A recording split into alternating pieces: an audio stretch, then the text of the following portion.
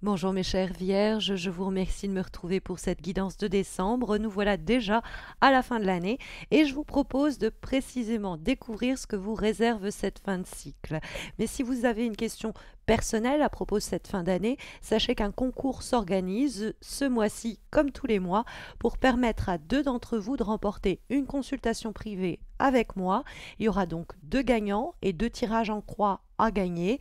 Pour participer au concours, il vous suffit d'une part de vous abonner à ma chaîne et de liker cette vidéo, et puis d'autre part vous pouvez soit commenter cet horoscope pour m'expliquer comment il résonne ce mois-ci en vous, et un de ces commentaires sera sélectionné, donc remportera un tirage en croix, ou alors vous pouvez toujours en commentaire de cette vidéo indiquer le réseau social, que ce soit Facebook ou Insta, sur lequel vous me suivez et votre pseudo sur ce réseau si vous en avez un, et un de ces commentaires-là sera sélectionné et remportera l'autre tirage personnalisé. Il y a d'ailleurs moins de personnes qui participent de cette façon, donc plus de chances de gagner. À ce sujet, n'oubliez pas que vous pouvez me retrouver chaque semaine pour des guidances donc hebdomadaires sur Facebook et sur Insta. Donc vous avez les liens dans le descriptif de cette vidéo. Et puis en plus, je ne suis pas loin de dépasser les 2000 abonnés sur Insta, donc retrouvez-y moi, car je fêterai cela avec un joli concours. Mais on va se recentrer à présent autour des énergies de cette fin d'année, mes chères vierges. Alors, le mois semble être un mois important pour faire peau neuve. Il y a l'idée de quelque chose que l'on doit harmoniser, équilibrer, voire peut-être cicatriser et guérir, hein. Je dis ça parce que la direction de votre mois de décembre, c'est la tempérance qui nous la donne. Or, la carte de la tempérance, c'est une lame qui va nous parler de retrouver un équilibre entre par exemple, différents secteurs de sa vie, vous étiez trop investi par le travail et il est temps de réharmoniser les choses et de vous investir également dans votre vie familiale, amicale, sociale et ainsi de suite, hein. Trouvez donc un peu l'harmonie là-dedans parce que c'est un peu le yin et le yang du tarot de Marseille que la tempérance. Et des fois, c'est plus carrément le corps que l'on doit harmoniser. Donc, ça peut être le repos du corps qui est nécessaire, mais ça peut être aussi arriver à ce que le corps et l'esprit soient en adéquation et vous permettent de trouver une certaine sérénité. Parce que c'est comment on doit agir de la manière dont on ressent les choses, c'est la manière aussi dont on doit eh bien, accorder nos paroles à nos pensées et ainsi de suite. Donc de ne pas être en train de faire des, comment dire, des... j'ai l'idée de faire un grand écart en fait et d'être comme ça un peu écartelé entre deux personnes, entre deux situations, entre deux boulots, entre deux cadres de vie et votre travail c'est de créer la passerelle entre ces deux situations pour que vous ne soyez plus écartelé.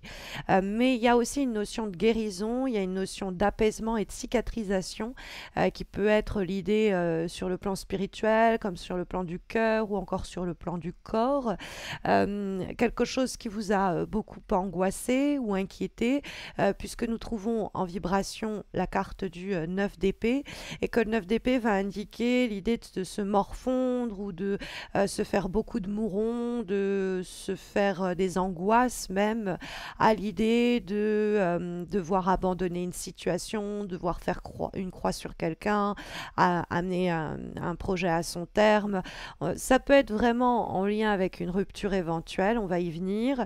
Ça peut être donc la fin d'une situation ou d'un projet ou d'une relation et ça vous angoisse beaucoup, mais il va falloir l'amener à son terme pour pouvoir trouver une paix et un calme et vous pouvez, si vous arrivez à aussi peut-être identifier la source de vos angoisses, eh bien un petit peu en baisser le volume, hein, pour retrouver une paix mentale, etc.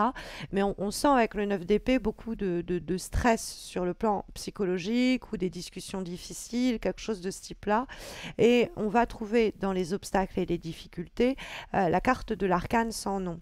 Or, bon, symboliquement, bon, c'est une lame majeure qui peut être un peu effrayante, c'est la mort, mais la mort, il ne faut pas l'entendre à proprement parler.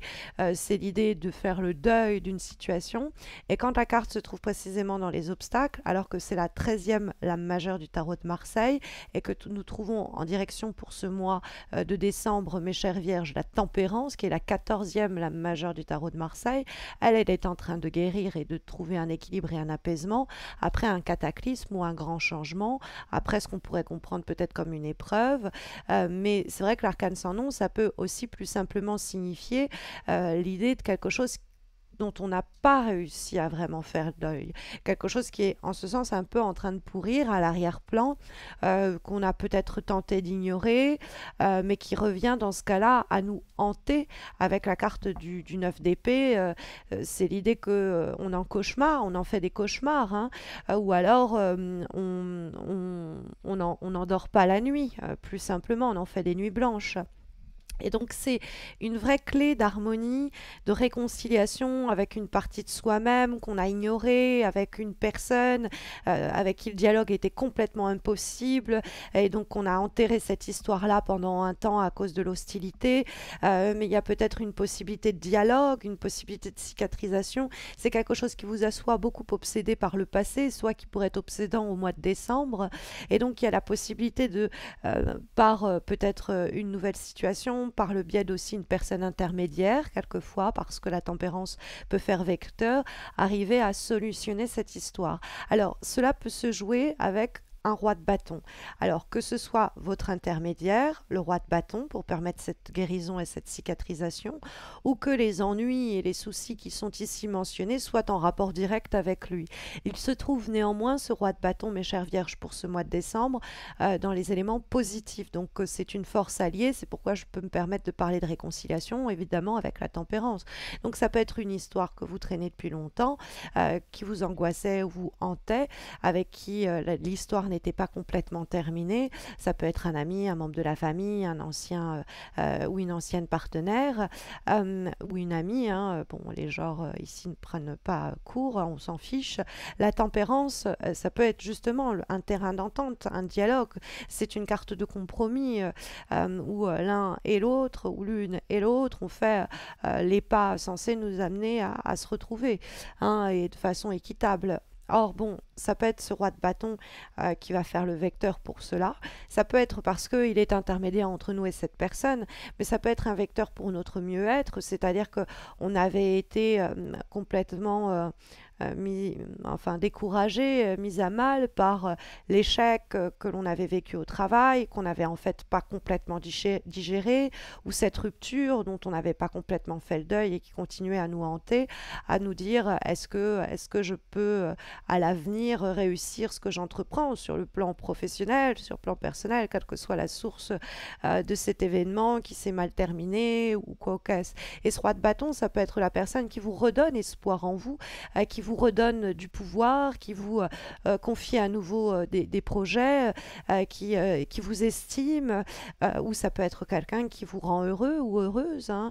Alors, ce sera éventuellement un signe de feu, donc quelqu'un lion, bélier ou sagittaire, parce que les signes de feu y sont associés. Ça peut être quelqu'un qui a du pouvoir, un dirigeant, un entrepreneur, mais ça peut être aussi tout simplement quelqu'un de charismatique. Ce roi de feu, vous pouvez également l'incarner. Ça veut dire que c'est le bon moment pour exprimer vos idées, pour vous mobiliser, faire en sorte que vous exploitiez une situation, que vous l'exploriez, que vous meniez peut-être même la danse, hein, que vous soyez celui ou celle eh bien, qui porte la guérison par vos actions concrètes, par le fait que vous preniez le lead, hein, que vous preniez les devants pour ce faire. Bon, on a néanmoins quand même des obstacles hein, qu'on ne saura ignorer avec l'arcane de la mort ici signifiée comme la mort, mais normalement elle ne porte pas de nom, c'est pour ça qu'on l'appelle l'arcane sans nom. Et donc c'est une carte qui nous parle bon, de quelque chose qui peut s'achever, qui peut se terminer dans peut-être pas les meilleures, des meilleures façons, parce que de la meilleure façon, parce que ça peut nous parler d'un licenciement ou d'une rupture à l'amiable qui se termine mal, donc qui n'arrive pas à s'obtenir, ou alors l'idée qu'on claque la porte plutôt qu'on démissionne. Ça peut être pareil dans le cadre d'une rupture, hein, quelque chose qui nous a aussi sapé le moral, hein, parce que la carte, quand elle nous parle des obstacles pour le mois, c'est comment cette situation a pu nous décourager, a pu nous déprimer, euh, et comment on se sent à cause de cela bloqué. Hein. On a l'idée qu'on est stérilement en train de s'entêter à réfléchir avec, on le verra, le 9 d'épée, ressasser des situations qui sont mal terminées ou qui pourraient mal se terminer. Alors, à quelques rares exceptions, ça peut aussi nous signifier l'arcane sans nom qu'on craint le changement, qu'on a peur de la transformation. Et donc, inconsciemment ou non, on réfrène les changements, on s'y refuse et qu'on fasse soi-même obstacle parce que l'idée même qu'il n'y ait pas de retour en arrière possible nous stresse terriblement. Donc on peut des fois se tirer soi-même une balle dans le pied de ce fait. Et donc il faut accepter que cette situation s'achève, se termine. C'est la seule façon dont on va trouver un nouvel équilibre par la suite parce que nous trouvons en guise de vibration donc cette carte du 9 d'épée qui va quant à elle nous parler de beaucoup de conflits intérieurs. Bon, des fois ça peut être aussi des situations délicates avec notre entourage et notre environnement, des discussions impossibles et une sorte de fatalité qui s'était peut-être même abattue autour de cette situation parce que rien ne pouvait aboutir, que les contrats ne pouvaient pas se signer, qu'il y avait une période de solitude qu'on subissait, et donc ça nourrit les pensées noires que le 9 d'épée va avoir à ne pas en trouver le sommeil la nuit. Hein, c'est un manque de sérénité, on est abattu avec la carte du 9 d'épée, on est hanté par des pensées négatives qui déforment peut-être la perspective de la situation, ou ça fait si longtemps que celle-ci traîne qu'elle a fini par susciter que des pensées noires, des angoisses, etc.